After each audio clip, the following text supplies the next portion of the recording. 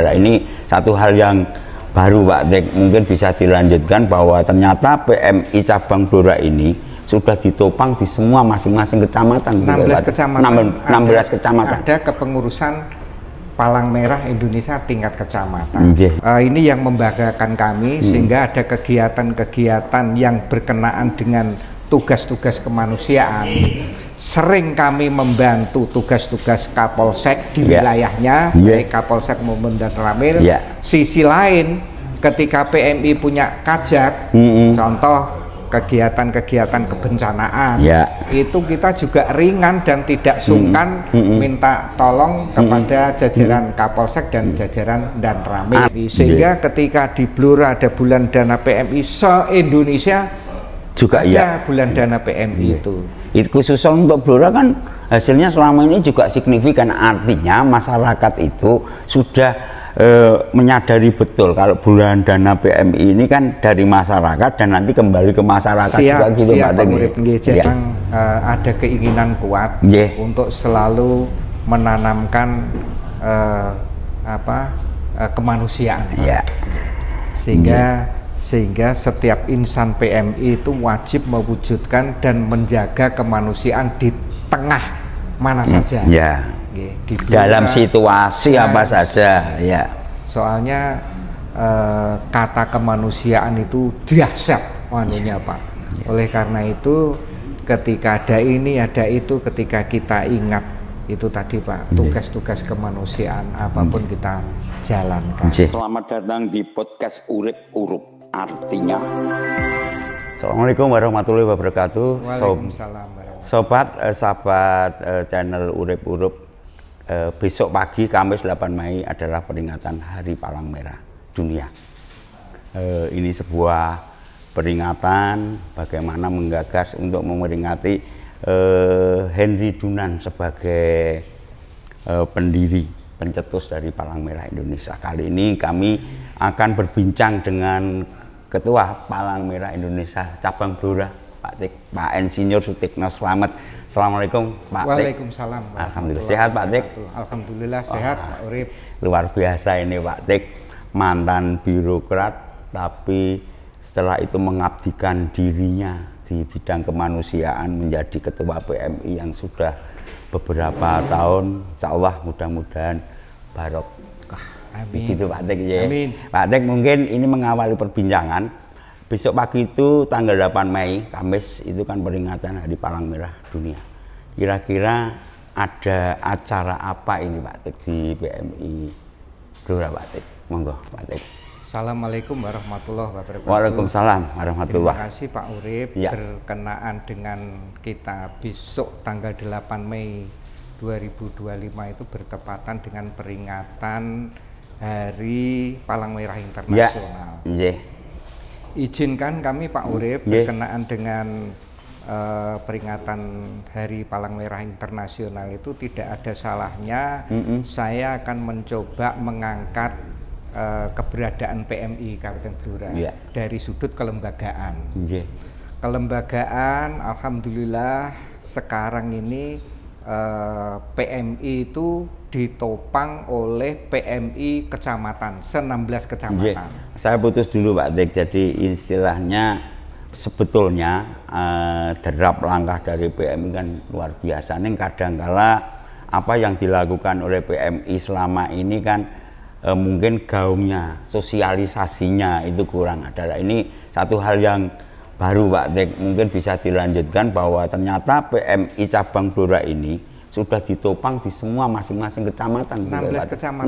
16 kecamatan. Ada kepengurusan Palang Merah Indonesia tingkat kecamatan. Dan perlu diketahui untuk memperkuat eksistensi kepengurusan PMI tingkat kecamatan itu ada satu slot pengurus yang ada di sana itu yang namanya Dewan Kehormatan PMI di masing-masing kecamatan. Di masing-masing kecamatan. Ketuanya adalah bukan ketuanya, anggotanya adalah Kapolsek dan Ramil dan Ketua Praja. Sehingga ini yang membanggakan kami, sehingga ada kegiatan-kegiatan yang berkenaan dengan tugas-tugas kemanusiaan. sering kami membantu tugas-tugas Kapolsek di wilayahnya, baik Kapolsek maupun Dan Ramil. Sisi lain, ketika PMI punya kajat, contoh kegiatan-kegiatan kebencanaan, itu kita juga ringan dan tidak sungkan minta tolong kepada jajaran Kapolsek dan jajaran Dan Ramil. Artinya sinergitas ini sudah begitu kental, sudah begitu kental dalam artian bahwa antara pemerintah dengan PMI ini, organisasi PMI sudah menjadi satu, melebur, mereka saling mengisi, saling menguatkan, saling apa gitu ya Pak Teng ya. Siap. Dan lagi kita punya relawan di setiap desa. Relawan PMI sekarang ini sudah masing-masing desa itu sudah memiliki relawan 10-20 orang. Kalau kita hitung di Blora itu kan ada 295 desa kelurahan. Itu di setiapnya itu sudah ada unsur relawan itu Pak. Ada unsur relawan. Ini jumlahnya kan luar biasa Pak Tek. Sehingga Pak Urip perlu dengan diketahui ketika ada musibah kebakaran, apa musibah banjir, ternyata yang paling di depan garda terdepan itu adalah relawan. Sehingga ketika ada kebakaran, info dari relawan dilaporkan ketua PMI kecamatan kemudian disiarkan ke pihak-pihak terkait. Kami tentu yang pertama, sehingga dalam hitungan hari apa yang diperbuat PMI yaitu membantu kepada warga yang kena musibah. Anggotanya 10-20. 10-20. Kalau kita hitung 200 desa saja kan luar biasa. Luar biasa. Anggota jenengan gitu. Artinya disclaimer dulu Pak Tik. Mereka di tim-tim yang ada di desa itu tentunya kan mereka terjun ke lapangan manakala ada kebencanaan, apakah itu kebakaran atau mungkin tanah longsor. Tapi tentunya nanti ini keberadaan mereka dan mungkin campur tangan dari PMI ini pasca kebakaran tentunya juga akan mendampingi atau mungkin ya kalau selama ini kan PMI selalu hadir ya, misalnya ada warga yang mengalami kebakaran kebencanaan, di samping tim yang ada di desa tentu ikut membantu, ikut apa, tapi setelah itu mungkin dalam bentuk sumbangan atau apa untuk meringankan gitu ya Pak. Kalau gitu Pak. Jadi kadang ketika kita membantu sesuai dengan kemampuan Pak. Tentu Pak. PMI relawan itu tentu dengan PMI kecamatan mencoba menghubungi para donatur, dermawan, sehingga meringankan warga yang kena musibah itu. Ini luar biasa Pak Tek, ini yang namanya tugas kemanusiaan itu benar-benar ikhlas, tanpa pamrih, tapi memang semata-mata memang benar-benar unsur kemanusiaan deh Pak Tek ya. Itu selain kegiatan itu apa Pak Tek istilahnya tadi kan selalu hadir di tengah-tengah masyarakat dalam artian apakah itu bahkan kalau nggak salah melihat dari sekian misalnya di satu wilayah itu bahkan yang contoh kecil aja Pak Tek, orang sakit butuh donor darah butuh apa, tentu ini para anggotanya jenengan Cang Pak itu mereka akan gumregah atau anu gitu ya Pak Tek ya. Siap. Jadi misalnya ada warga sakit dan kebetulan sakitnya itu membutuhkan transfusi darah, kita itu punya namanya komunitas relawan pendonor yang anggotanya kurang lebih 700. Tersebar di seluruh Kabupaten Blora. Sehingga kadangkala Pak Bupati atau Bu Bupati barangkali dimintai tolong warganya, kadang-kadang kan gitu Pak. Bupati ngebel, ternyata sudah kedaluan kecukupan. Luar biasa. Saya kadang-kadang wah hebat ini. Keduluan teman-teman yang di lapangan itu. Sebelum lanjut Pak Tek, tadi Pak Tek itu menjadi ketua PMI cabang Blora sejak kapan Pak Tek? Saya 2017 sampai 2023. Kemudian 2 periode berikutnya, yang kedua sampai 2027. Dan saya sudah berikrar, barangkali sekiranya saya mencoba sudah meninggalkan sistem. Nanti gantian berikutnya. Ya mungkin kan nanti kelasnya Pak Sutikno Slamet kan sudah harus meningkat Pak. Iya, kalau sekarang kan istilahnya masih nahkoda. Setelah nakoda itu biasanya istilah Jawanya ya munggah ning pendhita. Setelah pendhita itu juga ada tatarannya lagi, resi Pak. Kalau sudah di atas pendhita resi lah. Saya gitu. sudah ngomong teman-teman meskipun yang namanya ketua kabupaten kota itu ada yang 3 periode, ada yang 4 periode, lho kok ora tidak rumongso dia itu anu lah, semakin usia kan semakin kurang lah. Nggih. Daya pikirnya juga kurang, tenaganya juga kurang. Ya mungkin ini pesan Pak, kalau nanti misalnya regenerasi paling ngerak tenaga pemikiran apapun, Pak Tik itu kan menjadi ketua PMI sudah lama. Jam terbang kan luar biasa. Barangkali saran masukan untuk pengurus yang berikutnya. Ini Pak Tik satu hal, kalau bentuk sinergitas tadi sudah nggak diragukan lagi lah. Itu semua di kecamatan ini. Yang menarik dan mungkin masyarakat Blora seluruhnya tahu, bahkan mungkin tidak di masyarakat sampai sekolah. Di Blora itu tiap tahun kan ada bulan dana PMI ya Pak Tik ya. Itu kira-kira bentuknya kayak apa dan selama ini progresnya kayak apa, hasilnya kayak apa Pak Tik? Terima kasih. Jadi biar semua para pihak tahu kenapa ada bulan dana PMI. Itu menindaklanjuti amanat Undang-Undang nomor 18 nomor 1 tahun 2018. Ya.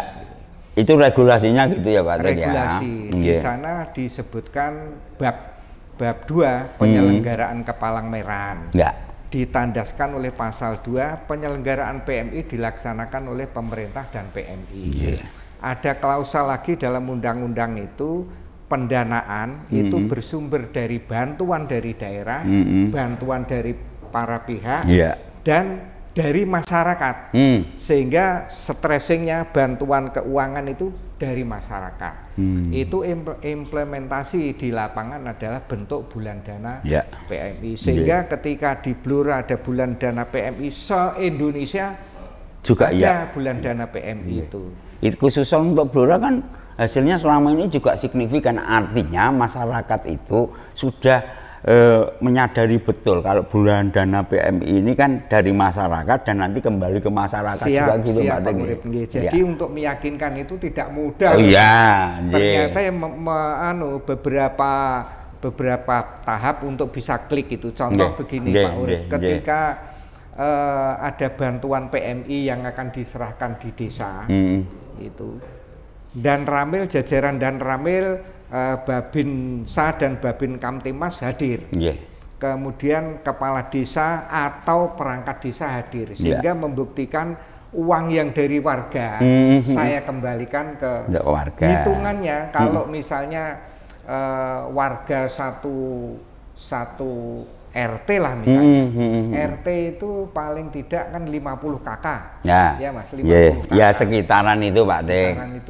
Kupon yang kita mintakan sumbangan ke warga itu kan 2000 kali 50. Jatuhnya 100. Yang saya bawa ada sembako itu kurang lebih 450-an. Sekarang mungkin sampai 500. Sehingga ada perangkat desa hadir, Babinsa, Babin Kamtipmas hadir. Ini loh uang dari warga saya kembalikan. Sehingga hitung-hitung kalau misalnya satu RW, ya saya kira murah kapi. Dalam artian kan justru roh bagaimana mendidik warga, mendidik masyarakat, bagaimana kita selalu peduli dengan sesama. Sudah lama Pak Tik, saya channel kami ini ngincar sama bagaimana ada waktu bisa podcast sama jenengan. Karena apa? Sebetulnya ini senafas dengan tagline kita, urip itu harus menyala Pak. Urip harus menyala, urip harus berguna bagi orang lain, bagi lingkungan, bagi siapa saja. Dan sebetulnya roh ini kan sebetulnya apa yang dijalankan oleh Pak Tik dan jajarannya sampai ke seluruh anggota tim yang di desa yang jumlahnya 10-20 kan persoalan ini kayak gitu ya. Evaluasinya Pak Tik kalau selama ini menurut pandangan Pak Tik, bulan dana PMI ini rata-rata sukses atau mungkin ya masih perlu ditingkatkan atau mungkin kayak apa Pak Tik? pelaksanaan bulan dana mulai dari saya masuk, mulai dari masuk itu sudah ada pembenahan di sana sini, Pak. Gitu ya. Termasuk bagaimana mengais kedermawanan warga itu seperti apa, kita sudah mencoba sampai ke sana. Sehingga yang dulu itu 700 juta, terus kemudian 800 juta, 3 tahun terakhir ini sudah di atas 1 M. Oh, Yang terakhir ini 2024 yang itu 1.190.000.000. Selalu trennya selalu naik. Trennya selalu naik. Yang sebelumnya 1.090.000.000, sehingga sudah ada naik 100 juta. Ini tidak lain adalah kepercayaan warga, komunitas, tokoh, sudah ada kepercayaan kiprahnya PMI. Ini kan memang perlu proses. Izin nambahi Pak Urip. Di samping kita itu mengawal tugas-tugas kemanusiaan, kebencanaan dan kegiatan-kegiatan sosial, yang tidak kalah penting juga andil besarnya PMI itu untuk mewujudkan karakter anak-anak didik kita melalui PMR di tingkat SD, tingkat SMP, sampai tingkat SLTA, bahkan mungkin perguruan tinggi. Wah, itu kita kita mulai mencoba membangun karakter anak-anak kita itu melalui kegiatan PMR. Pak Urip, ketika antusiasmenya PMR itu, ketika kita ada kajat di lapangan, itu yang main adalah PMR. Luar Misalnya biasa. ada kemarin futsal, tenaga pelayanan kesehatan pertolongan pertama itu dari KSR itu. Jadi alhamdulillah Pak Urip, jadi rasa-rasanya ketika Pak Urip mengedepankan falsafah urip-urup, insya Allah saya juga ikut meneruskan itu. Amin. Artinya kan gini Pak Ting, sebetulnya bukan dalam rangka kita itu riak atau sombong, kita pamer sesuatu, enggak. Bukan dalam artian itu. Tapi sebetulnya keberadaan PMI di Blora ini kan masyarakat itu sebetulnya sudah sangat-sangat paham. Karena apa? Sepak terjangnya, tidak hanya di persoalan membantu kalau ada bencana, kalau apa. Tapi kan saya lihat setiap kejadian yang ada di Blora sampai di pelosok desa, PMI selalu hadir dengan anggotanya yang ada di desa-desa. Ini kan luar biasa. Kalau mungkin sedikit boleh tahu, kira-kira ini dalam kondisi yang kayak gini, ini PMI Blora sudah hebat, tapi yang namanya hebat itu kan tentu masih ada sesuatu yang perlu dibenahi atau mungkin ada yang perlu dilengkapi. Di persoalan fasilitas Pak T, kalau menurut jenengan, yang kira-kira skala prioritas sekarang itu perlu ada atau perlu apa, itu apa Pak Tik? Saya ketika ngawal satu periode yang sudah saya sudah saya jalankan ini 2 atau 3 tahun berjalan ya Pak. Konkretnya tahun berapa sampai berapa Pak? 2023 sampai 2027. Ini 2025 kan sudah 2 sampai 3 tahun jalan. Tugas-tugas kita yang dibantu oleh teman-teman pengurus, satu mewujudkan gedung UDD. Sudah. Dan mengawal sampai mengentaskan memperoleh predikat paripurna akreditasi. Itu nek ora entuk dongane jenengan yang urip-urup tadi. Sebetulnya dongo ini kan pelengkap Pak, tapi kan sebetulnya aksi nyata jajarannya sampean sehingga waktu akreditasi itu bisa memperoleh predikat purna itu kan Pak. Betul Pak Urip. Sehingga saya itu kadang-kadang memberi pembelajaran kepada yang junior-junior. Misal ada tim asesor, nginap di hotel. Lu jam pagi-pagi belum sarapan itu, sing sepuh-sepuh ini ke hotel Pak. Manggake asesor itu. Yang kedua lagi yang harus ditiru kaula muda. Ketika tamu-tamu itu mau pulang, dan harus pagi-pagi naik pesawat, jam 1 harus berangkat dari sini. Pak Tik dan teman-teman itu ke hotel Pak. Jadi saya sisi lain menjalankan, dan itu bisa biar menjadi apa ya, ditiru oleh junior-junior. Wah. Kadang-kadang tidak terpikir sampai ke sana. Ya, ya. Ini kan satu pembelajaran, dan saya yakin nanti generasi penerus setelah Pak Tik, baik pengurus atau mungkin yang jajaran PMI sampai ke desa, ini kan satu contoh sesuatu hal yang positif, barangkali masih perlu dicontoh. Ini Pak Tik, tadi belum dijawab. Kira-kira Sarpras ini yang kira-kira untuk mengompliti derap langkahnya PMI yang saat ini, yang mungkin baru dibayangkan lah Pak Tik, kira-kira itu mungkin mobil operasional atau peralatan lain kayak apa Pak Tik? Jadi yang terakhir itu ada beberapa catatan dari asesor akreditasi itu. Dalam artian saya tanya gini kan, bukan berarti berharap kan, enggak, tapi minimal real kebutuhan itu yang mendesak apa gitu loh Pak Tik. Real yang mendesak sudah kita cicil Pak.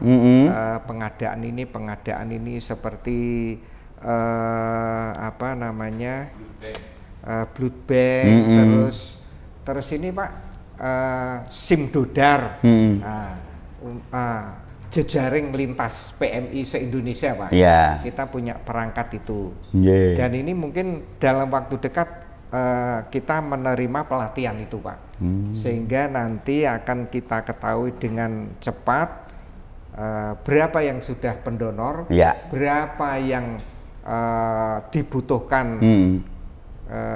darah ke depan dan lain-lain, itu nanti lewat SIM dodar itu.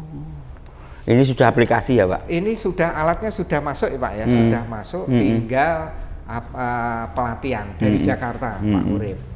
Terus kemudian ada beberapa kebutuhan yang terakhir itu, mohon kiranya bisa diadakan mobil operasional. Selama ini sudah punya berapa Pak? Kita punya ambulan punya 2, ambulan punya 2, kemudian mobil untuk operasional 2 berupa Innova, Sardi Cepu 1, Blora 1.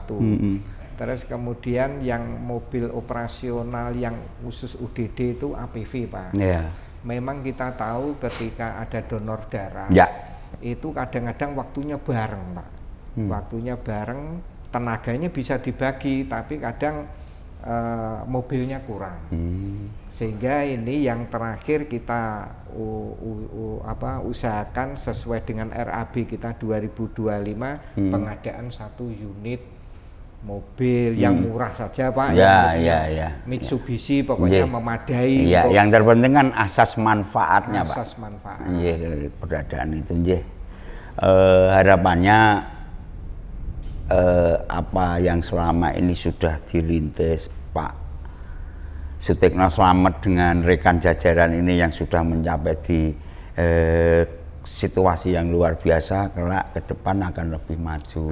Akan lebih keberadaannya artinya akan semakin bermanfaat untuk warga masyarakat, karena kita berada di Blora, kita ngomongnya masyarakat, warga ini kan tentunya warga Blora. Sedikit Pak Tik, di era Pak Arif Rohman Bupati ini, mungkin Pak Tik yang bisa merasakan langsung. Kalau kita dari luar kan hanya melihat, ya gerayang-gerayang lah. Kepedulian beliau, kepeduliannya Pak Bupati terhadap eksistensi dari PMI itu sejauh mana? Aslinya bagaimana mereka itu memberi dorongan, bahkan meningkatkan sinergitas antara pemerintah dengan PMI itu, menurut Pak Pratik? Pak Tik enggak Pak Pratik yang lain? Terima kasih. Ketika kita dipercaya menjadi ketua PMI dan kebetulan kepala daerahnya Pak Arif Rohman, yang saya rasakan adalah ya gayung bersambut. Gayung bersambut. Gayung bersambut. Realnya Pak, gayung bersambut itu kayak apa Pak? Contoh begini, ketika kita baru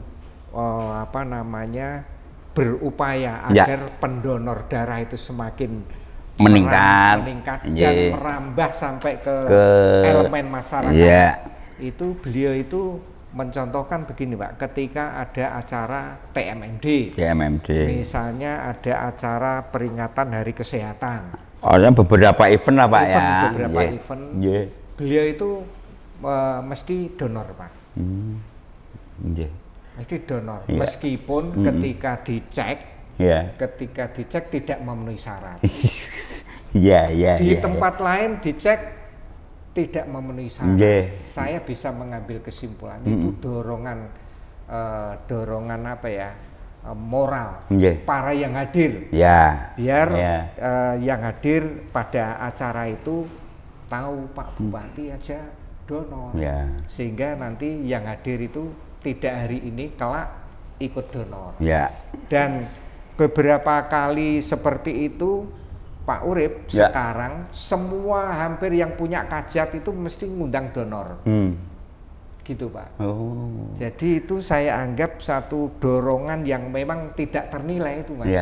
Dorongan tidak ternilai bagi Bupati. Itu akhirnya kan dorongan satu bentuk contoh, satu contoh kegiatan sehingga wong bupati ini wis kayak ngene. Istilahnya kan akan menumbuhkan semangat orang itu semakin donor. Kalau di persoalan ini Pak, sering nggak misalnya atau pernah nggak Pak Bupati itu misalnya memberi dorongan kepada jajaran pengurus bagaimana supaya terus meningkatkan pelayanannya kepada masyarakat, atau pernah nggak Pak yang kayak gitu Pak Arif inilah pernah disampaikan dalam forum-forum misalnya pembukaan bulan dana, penutupan bulan dana, itu diselipi gitu untuk senantiasa meningkatkan pelayanan yang lebih baik. Dan itu selalu saya pegang, betul. Itu saya kira juga termasuk pesan-pesan psikis yang harus kita tanggap. Yang namanya dorongan kan tidak harus dalam bentuk materi. Pesan-pesan psikis yang kayak gitu itu. Makanya sebetulnya ini senafas, memang urip itu harus kan di sini nih Pak.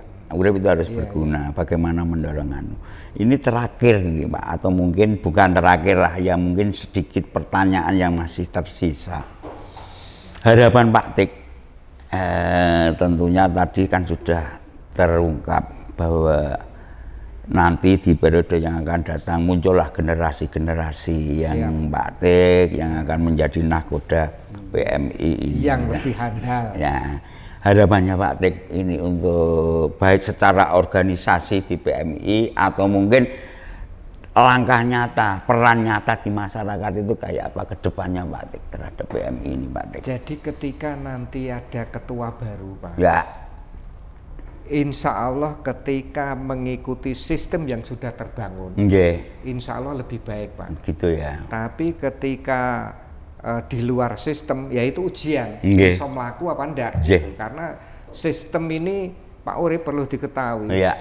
Dulu ketika belum terbentuk kelembagaan di PMI kecamatan, dulu itu kalau menyalurkan kupon itu mubeng loh Pak pengurus, masuk ke dinas-dinas, masuk ke melawang kan istilahnya itu melawang. Saya itu sing jenenge melawang itu jenenge seksi usaha tingkat desa itu kan tahu sendiri melawang tidak optimal.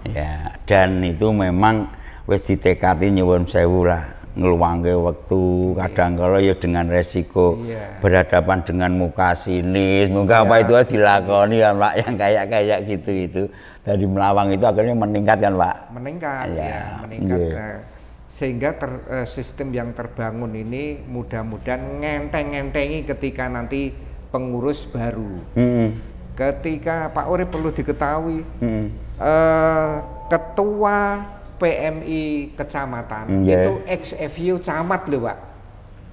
Kalau di Blora ada 16 kecamatan, itu rata-rata sebagian besar itu atau mungkin masih diisi orang lain Pak? Kemarin memang gitu Pak. Kemarin begitu. Ada yang dari luar, ada yang dari Kasih. Kemudian karena kemarin itu sering banyak mutasi Pak. Kadang-kadang baru dikukuhkan sebagai ketua pengurus PMI tiba-tiba pindah ya. Sehingga narasi kita SK itu ex officio.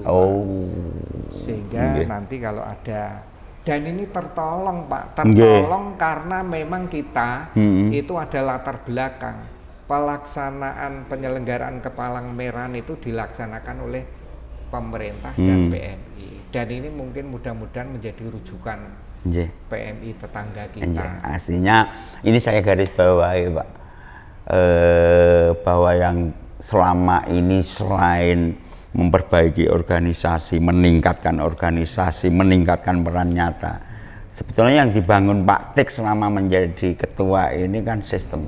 Artinya kalau sistem ini sudah bagus, siapapun nanti yang akan duduk di situ, akan ngurusi di situ, tentunya akan berjalan, akan baik dan tentu akan meningkat begitu ya Pak Tik. Ya. Dan itu termasuk administratif Pak. Kita mempunyai aturan kepegawaian dan itu tadi yang saya maksud, ketika sistem ini sudah terbangun oleh pengurus periode saya, insya Allah itu menjadi rujukan yang meringankan pengurus berikutnya. Ya amin, insya Allah lah Pak. Ini kan satu tinggalan, ini kan tinggalan luar biasa. Tinggalan itu kan tidak mesti harus bentuk bangunan dengan sekarang fasilitasnya, tentu kan sistem ya Pak. Mudah-mudahan besok pagi di 8 Mei dengan memaknai momen dari Palang Merah Dunia ini, Palang PMI di Blora akan lebih meningkat secara organisasi, akan lebih meningkat di perannya terhadap masyarakat. Peran ini tentunya peran pendidikan kepada masyarakat, perlunya misalnya ini semakin tertanam bahwa kita ini humanis, ya peduli kepada sesama, itu akan lebih meningkat ya Pak. Artinya kembali lagi saya harus mengulang-ulang filosofi Jawa. Urip-urip itu kan filosofi Jawa. Urip itu harus menyala ya, urip itu harus berguna bagi orang lain, bagi lingkungan. Mudah-mudahan ke depan semakin jaya PMI Kabupaten Blora. Sebelum mengakhiri Pak Tik, mungkin ada closing statement dari panjenengan khusus besok untuk memperingati Hari Palang Merah Dunia itu Pak Tik. Terima kasih, memang ada keinginan kuat untuk selalu menanamkan kemanusiaan, sehingga setiap insan PMI itu wajib mewujudkan dan menjaga kemanusiaan di tengah mana saja. Dalam situasi apa saja ya. Soalnya kata kemanusiaan itu dahsyat wanunya Pak. Oleh karena itu ketika ada ini ada itu, ketika kita ingat itu tadi Pak, tugas-tugas kemanusiaan apapun kita jalankan. Demikian pemirsa, barangkali ada sesuatu yang bisa kita ambil hikmahnya di obrolan singkat dengan beliau Ketua PMI Cabang Blora, bahwa yang namanya roh kemanusiaan ini harus terus pondasinya diperkuat dan terus dikembangkan, karena apapun di sekitar masyarakat kita, di sekitar kita masih butuh uluran-uluran tangan yang sifatnya insidentil atau mungkin yang sifatnya bantuan atau apa, karena tanpa dijiwai dengan roh ini tentu jiwa-jiwa apa yang sebetulnya hakikat dari manusia itu, bahwa kita peduli sesama itu bisa kita tumbuh kembangkan terus gitu. Pak Tik, terima kasih. Saya mohon maaf barangkali ada tutur kata saya Pak Tik, dan kepada mungkin pemirsa ada sesuatu yang kurang berkenan, ada sesuatu yang ada salah, ada kilap, tentu saya mohon maaf yang sebesar-besarnya, karena sebetulnya sejatinya nawa itu di hati kita ini, bahwa podcast hari ini kebetulan mengambil momen di Hari Palang Merah Internasional, hanya ingin menumbuhkan rasa jiwa kemanusiaan ini yang selama ini nyuwun sewu sudah dinahkodai atau mungkin sudah dicontohi oleh seluruh pengurus PMI yang sampai di kecamatan, sampai di desa apapun, karena mudah-mudahan apa yang dilakukan Pak Tik dan seluruh jajaran sampai di desa itu nanti akan menjadi amal jariah, amal buatan di akhirat. Kurang lebihnya demikian pemirsa. Assalamualaikum warahmatullahi wabarakatuh. Waalaikumsalam warahmatullahi wabarakatuh.